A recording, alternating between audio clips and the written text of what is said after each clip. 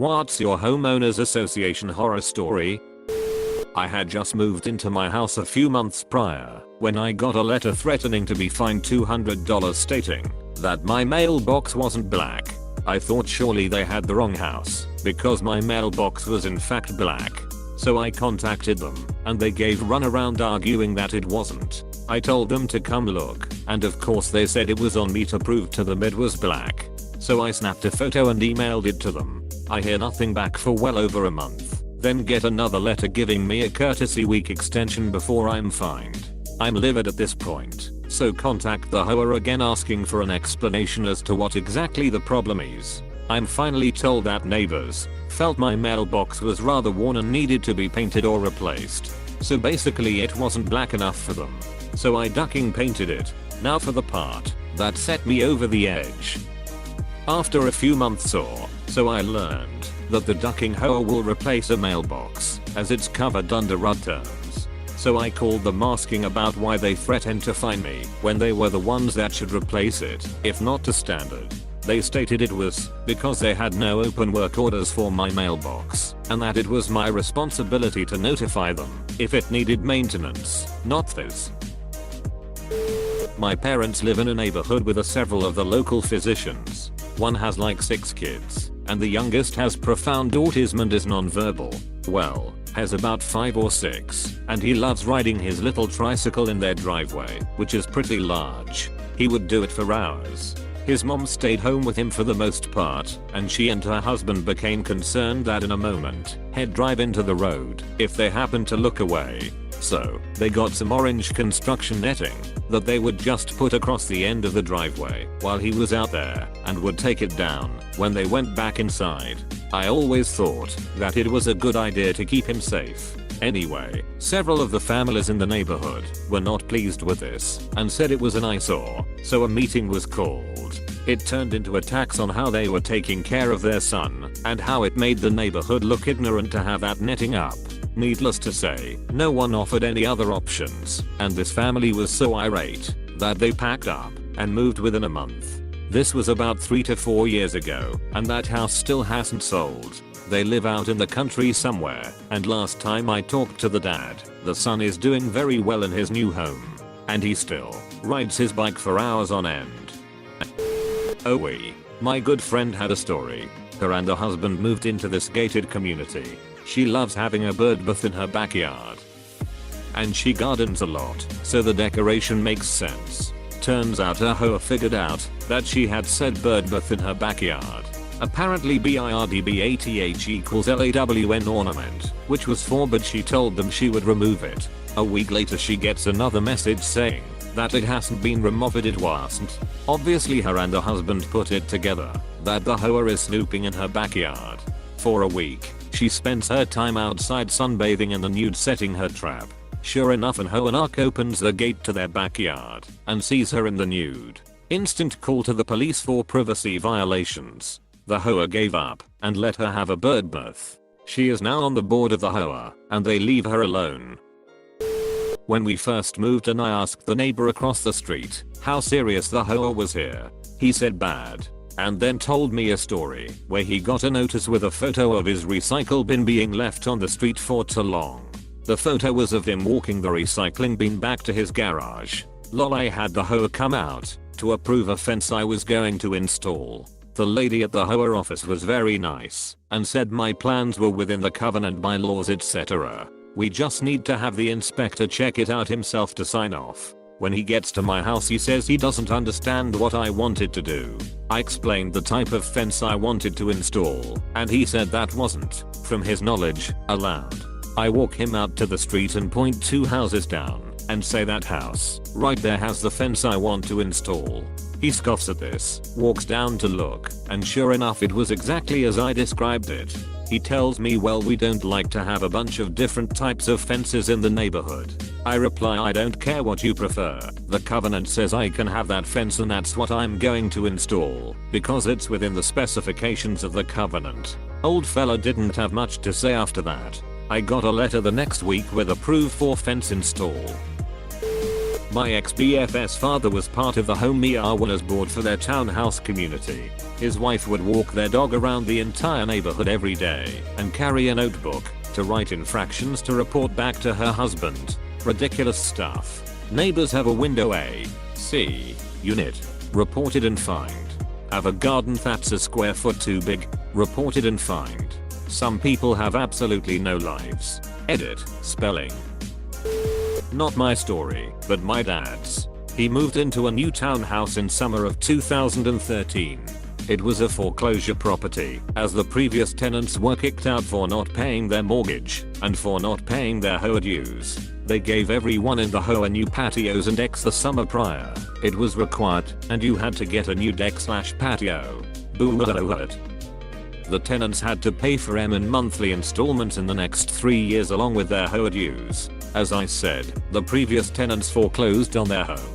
However, there was one rule placed when they got the decks, which was that you couldn't move out without paying off your deck first. He was told by HOA that he would not have to pay off the deck because it was foreclosed and he was not responsible at all for paying it off. Sweet. Free deck.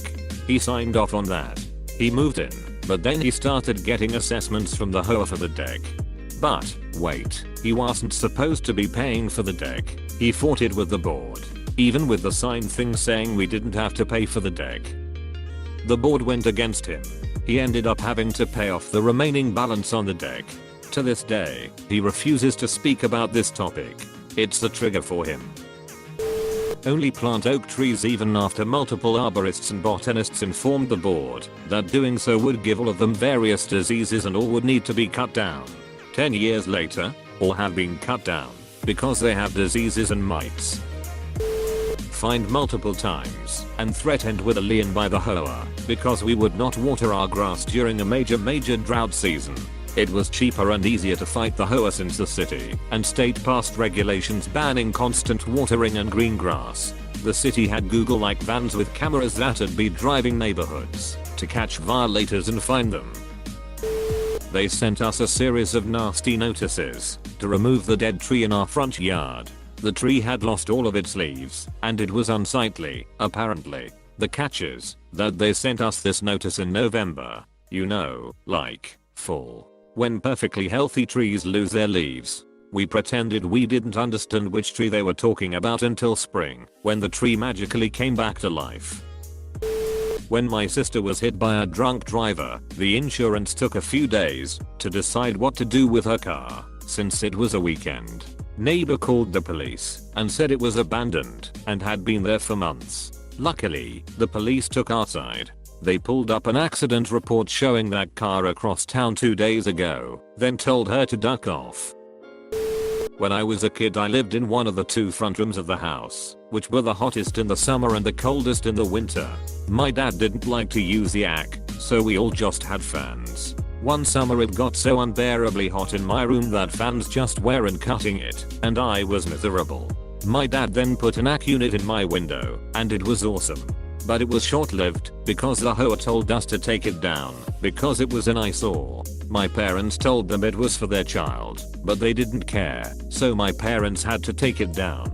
The kicker is that, just down the street, a guy who had the exact same model house as us had an AC unit installed in the same exact window as the one we had it in, and the HOA never said a word to him. My mother died in September of 2016. My disabled father went into the hospital, and then long-term rehab until the present. The house was in my mom's name and their neighbor across the street is the treasurer of the HOA. He knew my mom died of cancer within a year of her diagnosis, and that my dad was in the hospital. He billed my dead mother for a year, and when the bills were unpaid, he took it to court to begin foreclosure proceedings. At this point, I received a certified letter and contacted a lawyer to help. It was originally $1,700, but increased to $4,200 with late fees and attorney fees. Our lawyer is confident we can settle for far less than $4,200. Edit. Thank you for all of the kind words and encouragement. I wanted to do some type of harm or vandalism, but that would not be good for my dad, and I have too much to lose. As for sending notice, it was an automatic type of withdrawal that my mom took care of when she was alive and cancer free. I was naive and should have been on top of it, but I was taking care of my dad, grieving for my mom, and being a father/husband. When I went to the HOA to pay the fees, they told me I could only contact their attorneys, so I couldn't go in that direction. I would love to provide you more specifics, but legally that would not be advisable. My attorney is very confident that this will end well for us. Thank you for the encouragement.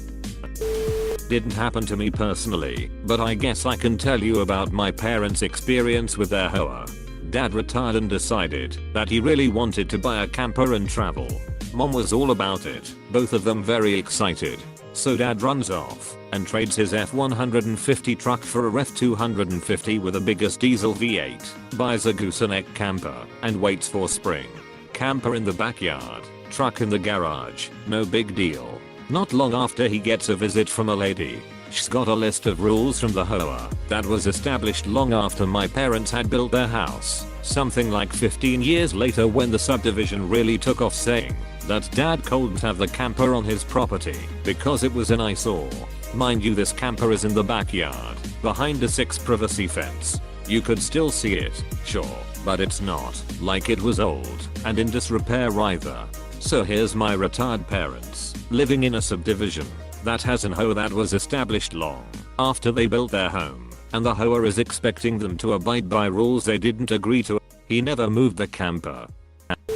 Not mine, but a friend's HOA. Was watching a friend's house/cat while she was away. Left my car at her house in her deeded spot with a visitor tag on it to drop her off at the airport. Then went home to my house, slept, went to work, returned after work the next day to feed cat, check mail, and get my own car back. No car. Call her on vacation. She finds property MGMT phone. I call. They tell me it was towed as it had a flat tire. $290 later. Photo, overnight storage, and a flat fix. I had my car back. Fuck those assholes. The car wasn't even there 24 hours, and it wasn't flat when I parked it. I think I've posted this before, but I'm still fuming over it years later, so here it goes. I went away for a long weekend and left after work on Thursday. Late Friday afternoon, my water heater burst in the attic of a 3-story home and flooded my entire townhouse. When my neighbor got home from work, he saw gallons of water running from underneath my garage door. When he realized I wasn't home, he tried to find my phone number, and when he couldn't, he called the HOA to notify me. The lady that answered said that since it was after business hours, it was 5:01 at this point, the matter would have to wait until Monday. My wonderful neighbor ended up calling the non-emergent police line, and they came and shut my water off from the street. When I got home Sunday morning, my entire house was damaged, and I could see my attic from my basement. After a massive panic attack and a frantic call to my insurance company, we started the process of repairs. The cherry on top was that I needed to have a dumpster placed in my driveway and a moving pod to remove what was left of my furniture while they began drying out the house, and I got a visit from the HOA. They didn't like how unsightly my home had become and wanted these items removed from my driveway. I essentially told them that they could take their complaints and go duck themselves with them. I got a little revenge too, because I stopped paying their stupid fee since they couldn't find me before 6 months, and I was moving in less than 5 months. I'll never own another home with a HOA ever again. F'cause. My brother lives in a neighborhood with a very strict HOA. His neighbor, 27-year-old woman, passed away in a tragic accident, leaving behind her husband and 3 children. HOA fined the family because the people visiting the family for the funeral couldn't all fit in the driveway, so some parked on the side of the street.